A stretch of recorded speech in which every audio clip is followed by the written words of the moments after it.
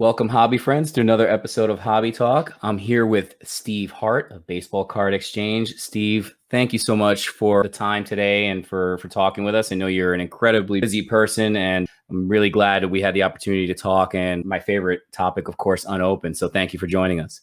No problem. Yeah, so let's start right out of the gate. I always like learning a little bit more about the collector, and I wanted to know a little bit about yourself as a collector and how did you originally start in the hobby? Uh, as far as like when I was young collecting, it was mostly Chicago stuff, obviously. And then I just had a huge appreciation and interest for unopened material.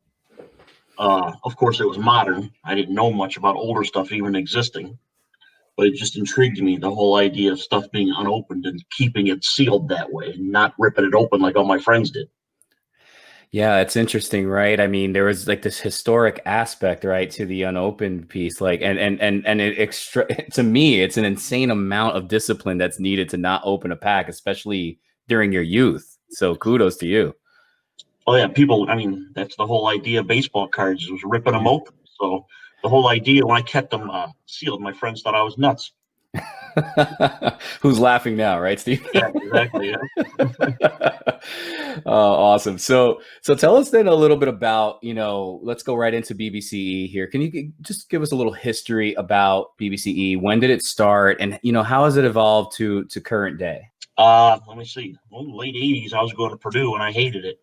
I was in school and I never liked school or anything, and I decided, what the hell, I'm going to do what I want to do, and I guess if it fails, at least I tried.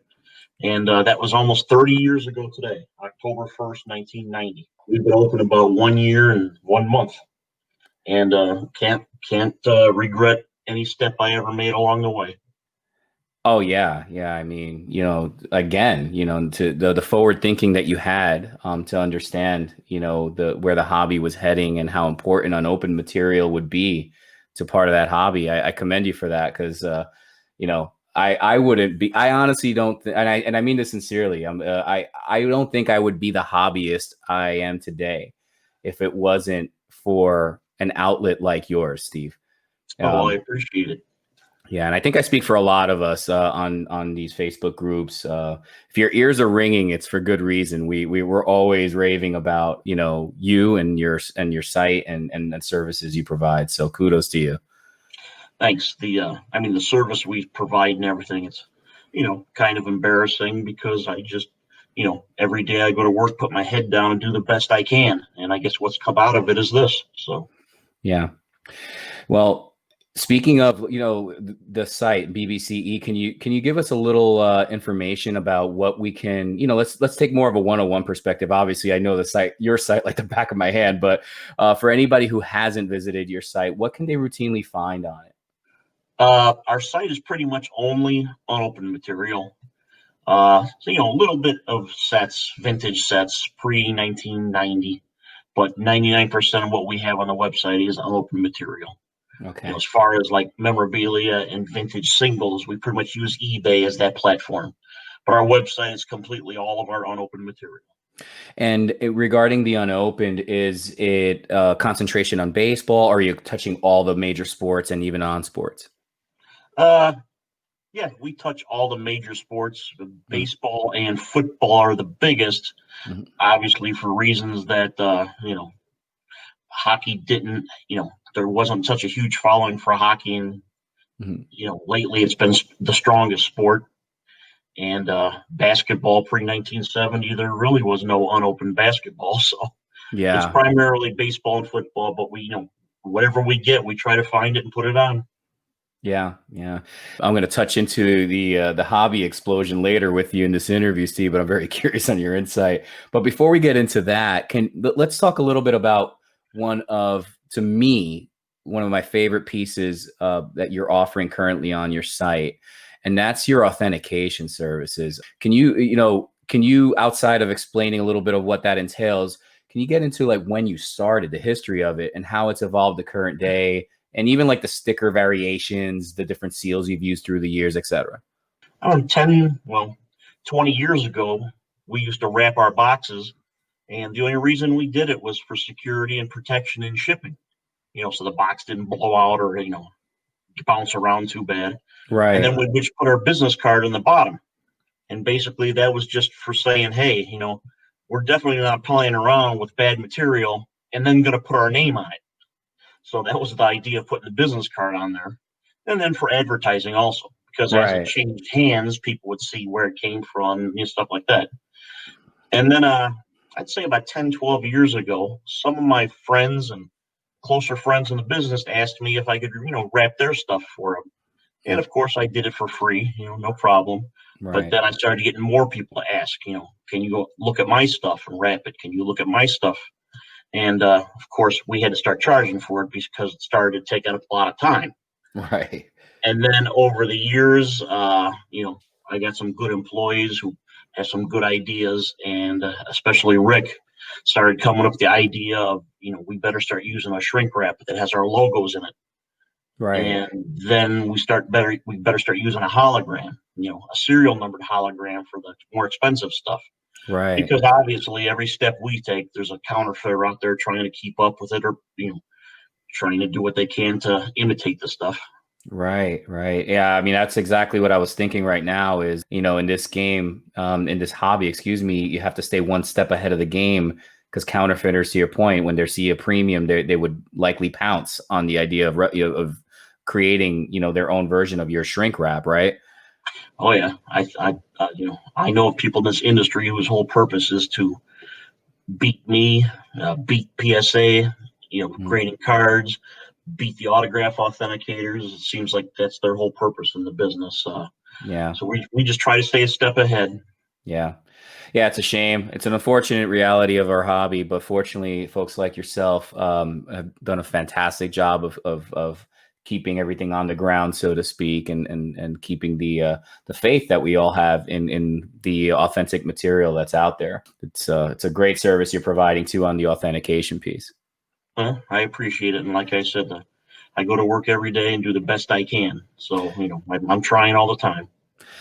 Steve, one last thing on the authentication piece for, again, this is more for like a 101 beginner viewer, but can you explain a little bit about the term? Because I get this question a lot, the term FASC, and what it Okay. means. Obviously, that was another idea Rick came up with years ago.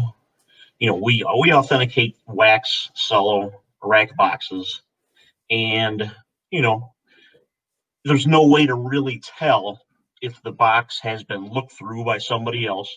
Maybe had the stars picked out on top of the cello pack. Maybe the stars, taken off rack packs from the bottom or top, or even wax packs. A lot of times you can see through the back, so you never know if somebody's gone through and picked out some of the stars.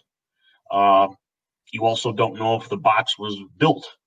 Maybe somebody bought 6 cellos here and 9 cellos here, and what does that come to? 59 more cellos somewhere else to Yeah. make a box of 24. And unfortunately, most of the time, I can't tell. So it is what it is. So we authenticate the box as being unopened. We're trying to make sure the packs haven't been tampered with, and you are getting a box of untampered packs. Now, we can't actually say that those 24 packs, for example, I'm using cello, are the original packs put in there by Tops. So Mhm. Rick came up with the idea that if we come across factory sealed cases that have never been opened, Mhm. why don't we mark them from a sealed case? This way, the customer knows that that box is originally has those packs in there that were put in there by the company.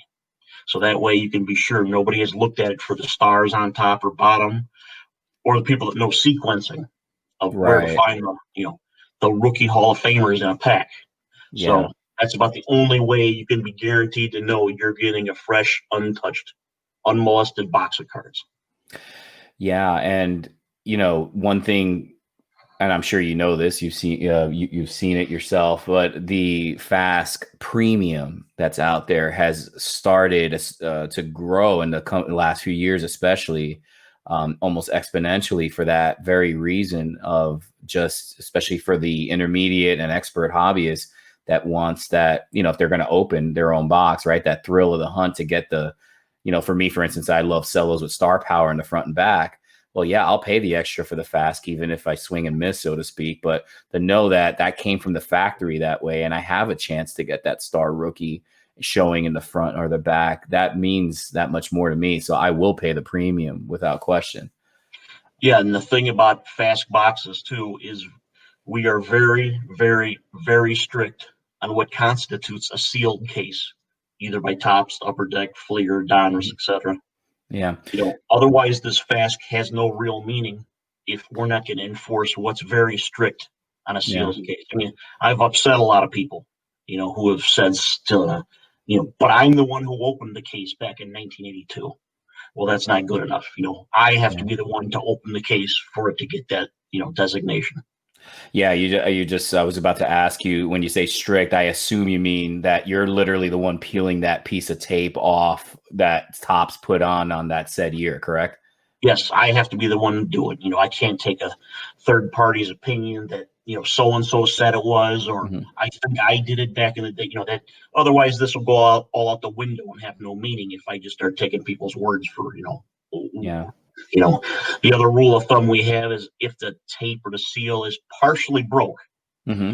the rule of thumb is that if I can get my hand in there and remove a box and then replace it, that doesn't count either. Yeah. A box cannot be removed from the case for it to get a fast designation. Yeah, and that, I'll tell you what, that makes, I'm glad you elaborated on that, because that adds more to, in my opinion anyway, it adds more to that premium, because look, many instances, especially with a real heavy box, right, of cards, look, old tape, yeah, okay, the seal can pop, and the product can be untouched, but to your point, it's not going to get that Fask designation, because anytime you have a shred of doubt, there's no, you lose the credibility of that designation that you've earned, through the years, that we all trust. And so the box can be great, it could look great, all signs point to Fask, but if that seal is broken, right, you just can't do it. So I think you're spot on that. And there's many instances where even people, Steve, on Facebook might try to sell, us a box and say, hey, this hasn't been touched. I'm like, well, look, the seal, look, the tape's off. So that's not going to get a Fask price. Yep. Yeah. Unfortunately, I mean, I've had people deliver stuff to my office, and while they were pulling the cases out of the back of their truck, especially Tops cases where it's just glue on top, the seals Right. have popped right open. And Oh, they no. they bring it in my store and tell me that. Well, I just picked it up and the seals popped open. All I could say is, sorry. I'm not doubting you. I'm not saying you're a liar. But then again, if we just assume this all the time, well, we might as well just throw this all out the window. Yeah. Yeah.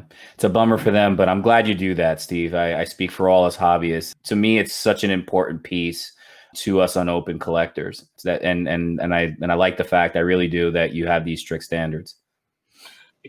Yep, that's the only Yeah. reason it has any meaning. Yeah.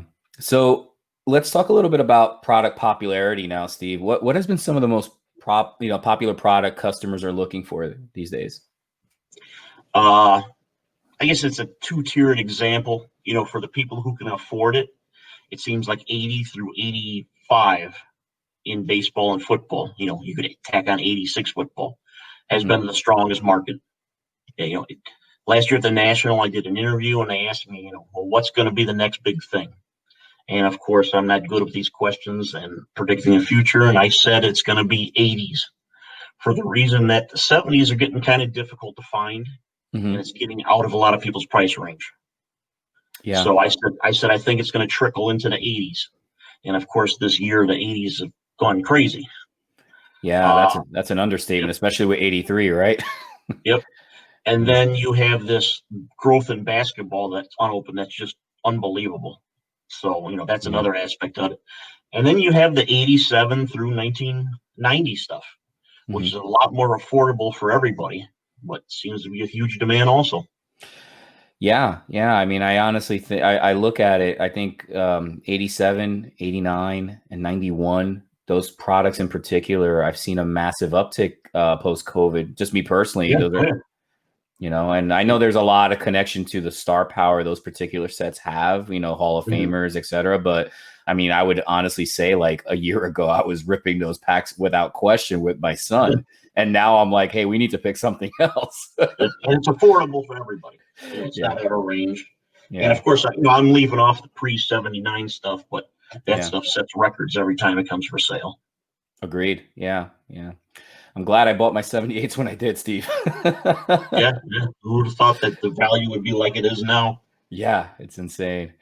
So one of the biggest pieces I imagine in your tenure in the unopened hobby, Steve, are the hobby finds. And I always like asking this question since I started this channel. If you can share with us maybe one of your favorite hobby finds, and why was it one of your favorites? Oh, boy, I haven't been asked that once in a while. I was think several years ago, we got a phone call from somebody in the middle of nowhere in Pennsylvania, claimed they had a partial case of 86 Fleer basketball. Wow. And when we got there, they had 7 boxes still in the original case with about an inch of dust on top of it. What? And then, to my surprise, they also had a sealed 87 case. Um, Wow. the truth of the matter is that a couple months earlier, the guy and I believe his grandson or nephew went to a card show to buy Pokemon cards. Right. And he saw a box of 86 Fleer in somebody's showcase for 40,000. That was the approximate value at the time, and he thought that was a joke or something was wrong. And he said, I have 7 of those at home. And of course, everybody in the room gathered around him. Well, obviously, some people try to buy it, others because they didn't believe it, had to hear it for themselves, and then through networking, through a few leads, it ended up at our place, and we went out there and bought it. Wow. I could just imagine, there was probably a caravan of cars following that Yeah, kid home, right? yeah. Just amazing that he had no idea the value until he took someone to go buy some Pokemon cards at a card show. That's insane. Yeah, I mean and I still truly believe, Steve, there are a few of those stories that are still out there, even with Mhm. some of the rarer stuff. I mean, I'm sure in the hobby news a couple months ago, I'm sure he knew what it was worth, but maybe not to that level. But that in my state of New Jersey, the Uncle Jimmy find that ultimately hit the auction houses and all that. I don't know, with the authentic Babe Ruth and Lou Gehrig autographs and Oh and yeah, that all was a the great one. Gaudies. Yeah, Yeah, I mean that was like 20 minutes up the road from me. And he was a janitor at the local high school. Just, hmm just a nice humble guy, and he just that was his thing, but he knew he had value there, but hmm he didn't know he was leaving millions on the table, not on the table, but like he didn't know that was worth millions. Right. Was it Yeah. his grandfather or somebody who owned them, or was it his uncle? I mean, how did that work? Well, with Uncle Jimmy, Yeah. the product ended up going to, I believe he left it for his nephews because he didn't have he wasn't married, he didn't have any children, so it Okay. ended up I think it was his nephew or a nephew and niece. Don't quote me on that, Mhm. but then they ended up, because they were not 100% well versed on it. They ended up, you know, they did their due diligence and ended up putting all that into an auction house, which I believe was Wheatland, Okay. and they worked it out in a series of auctions because there was a lot of product. But I Right. mean, God, some of that stuff, the Babe Ruths and the Lou Gehrig autos, I mean, those things went for big bucks, as you can imagine. Oh yeah. Yep. Yeah. Yeah. You don't see those cards. I guess it wasn't a big thing to have players sign cards, or just nobody kept them. But yeah, Yeah. rare to see cards like that of Ruth and Gehrig. Oh yeah. Yeah. Big time. So what would you say is your overall take on the hobby and the recent explosion, especially in the world of unopened? What's your take on all this right now? Absolutely insane. Yeah, I You know, was like, when are you even getting sleep, Steve? when this happened in March, and they shut down the NBA, the first thing I was thinking is, oh, this isn't going to be good. This is not going to be good if the sports stop, the economy stops, and we're all Right. stuck in our house. And the exact opposite happened. I mean, in the 30 years I've been doing this, this is by far the best year. And but I'm also sure that about everybody in the business can say that, same exact answer. Yeah, I'm getting that same answer to your point, and I imagine in right now for the vintage especially, it's got to be hard to even keep up with the demand, right? I mean, you probably put a case on your site and it gets gobbled up by in a matter of days, right? Oh yes, Rick a lot of times put things on the websites on Friday, and by Mm-hmm. Sunday morning, all the good stuff's gone, Yeah, that's and the crazy. prices, stuff we had up in March, uh, has doubled, tripled in some instances, Mm-hmm. and just unbelievable. Yeah. Yeah. I never thought I'd be doing these interviews and talking to my fellow hobby friends and saying, "Oh, did you see that box of 83 tops going for $1,000, on Yeah. eBay?" Yep. Yeah. When they It's were $350 back in February. exactly. Yeah. It I wasn't even that long ago. Yeah. Yeah, I figured we'd see 1,000 in the year 2025. Right. And they're holding, I imagine with everything in the hobby, there might be a small dip at some point, but the dip's not going to be as deep as people think. It hasn't been an unopened at all. Yeah. Yeah, exactly. So, to wrap things up here, Steve, I just wanted to, one of the little traditions I have for my interviews is just ask a couple fun questions, a little bit outside the box. You up for it? Sure. Yeah, of course. Awesome. All right. So, what has been the worst box or case you've ever been asked to authenticate? 90 Fleer baseball. That was a quick right to the point. But you But know we what? all understand why. It shouldn't be, I shouldn't call it funny or bad because that stuff's pouring in like crazy. 90 Fleer, 90 score baseball.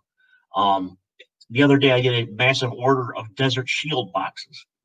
I mean, aren't those things $1 or $2 a box?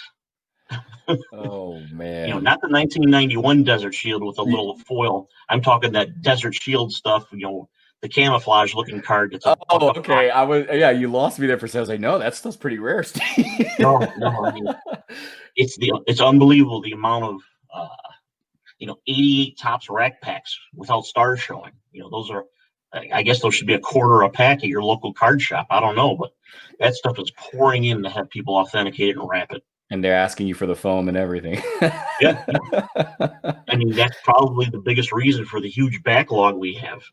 Just like PSA and BGS, Right. it's just a never-ending flow of stuff I never thought I would see in a rep. That's crazy. Crazy, crazy. I mean, it's a good problem to have, but yeah, it's crazy. I never would have thought I would see that either. Yeah, there's a So, card shop owner from down south, and he drives this stuff up. And I asked him, what are you doing with 90 Fleer? And he said, it's a $8 box in his card shop. But if he gives me $8 and has him wrap it, he gets $29 all day long. oh So, wow. I guess it makes sense for him. Yeah, yeah. That's a testament to again the premium and the reputation, right, that you have in the marketplace. So that's a good thing too. So, um, kind of a similar question for you, Steve, is what's been the funniest in terms of authentication and sealing? What's kind of been the funniest thing that someone's asked you to, authenticate or maybe like write on the label, like something specific that or wacky that they've asked you to do? Hmm. Lately, people have asked me, to put things, things showing on the label on the bottom. And Okay. we've kind of had to limit it to rookie Hall of Famers or important guys like 84, Fleer, Donnerson, Tops, Don Mattingly. He's not a Hall of Famer, but because Right. it was getting to the point where people would ask me to list Gaylord Perry and Don Sutton and Right. uh, Lee Smith, and 80. the whole bottom of the label was being taken up by Hall of Famers. Nobody really has much appreciation for. Yeah, you have to draw the line when somebody asks you to put 82 top Steve Balboni rookie card on the label, right? Yeah, I mean, at first we started doing it, but then it got pretty rough. Sometimes people wanted us to put uh, their favorite player, who was maybe on top of some of the packs in the box, but like I said, time, and then just we had to draw the line somewhere. Yeah, yeah, makes sense. PSA, originally their idea to put on the flip of cards showing was just key Hall of Famers. Yeah. But sometimes I see flips with like you said, Steve Balboni on it, and I guess PSA will do that for collectors. But we just had to draw the line somewhere. Yeah, I think they've gotten, I mean, I shouldn't say, I don't know about now, but my last submissions, I've noticed that they've been pretty strict. Like I put down, for instance, I'm a big 78 guy. So Mm-hmm. I had one where, it had Jack Morris and another one with Mm-hmm. Molitor and Trammell. So I specifically asked for Molitor, Trammell, and the other one Morris. And they didn't put it. What they did was they put the actual label of the card saying like rookie pitchers or rookie shortstops Okay. instead. So I don't Okay. know. Maybe it was just dumb luck on my, or unfortunate luck on my part. But That could also be a mechanical error that the yeah, person who's doing that just doesn't have the knowledge of who Jack Morris is, yeah, that's a good point or too. makes the mistake of just thinking, well, this is a rookie pitcher's card, so let's put rookie pitchers on there. Yeah, that's a good point too. I mean, fortunate for me, it wasn't a make or break. So I mean, but yeah, I mean, I like it when it has the name on it, but it's not, it's especially with a cello, it's obvious that it's there, so it's not a Mhm. make or break for me. But Lately, yeah. Also, when we wrap our rack packs, just so everybody knows, a lot of times people want me to put a label on the rack pack that says Don Mattingly on top, mhm. and we've kind of taken the stance that is, if you can clearly see who is on the top or the bottom, we don't like putting labels on there. Yeah, Putting a big white label to me kind of messes up the beauty of the whole, the holder itself. So if you can clearly see who the key player is showing, we don't like to put a sticker on there. Now, if it's a card where you can't see it, say 93 tops rack pack with Derek Jeter showing, right. we will put the sticker on there because sometimes you really have to shift it around and press down on the wrapper to be able to see that Derek Jeter through that dark blue wrapper. Right. Yeah, good point. So, last question for you, buddy, is outside of sports cards and memorabilia, and assuming that you have more than 10 minutes a day to breathe, what's one hobby or project that you enjoy doing, and why? Are you saying there's things outside of sports cards? Good. Well played, sir. Well played. And I mean, and that's being funny because I do nothing but work 7 days a week, 10 hours a day. There was a period since I got out of quarantine from having COVID in May. I went over 100 days without taking a day off. Uh, Wow. and, yes, it's a sickness in my head, obviously, but that's how much work I have to do. Right. Uh, just a couple days ago, Sunday, I took the day off to spend with my daughter, and Monday was just a backed up disaster just because I missed one day. You're right. So, when I do get time off, oh boy, I Well, like to do nothing, I guess. yeah, I was gonna say then the hobby or the project becomes just nothing, right? Just enjoy relaxing in your case. And yeah, look, I mean, I speak for a lot of us when I say that as much as it stinks to hear that you're working those 7 days. We absolutely appreciate what you're doing for the hobby. So it's not going unnoticed. Let's put it that way. I mean, we really, really appreciate your hard work and effort to keep this hobby so much fun for folks like myself and all the other unopened guys, especially out there. Cool, I appreciate it. Thanks a lot. Yeah. So I'll wrap things up there, Steve. Thanks again. Hope we can do this again at some point in the future. And as always, I really appreciate your time. Okay, thanks, Dave. Hey guys, thanks for watching today's video. Please click on the like and subscribe button. Just a couple quick updates. We are officially live on iTunes, Google, as well as Spotify for our podcast. Go to HobbyNetworkGroup.com for more details and links. Thanks for watching today's video and have a great day. Bye.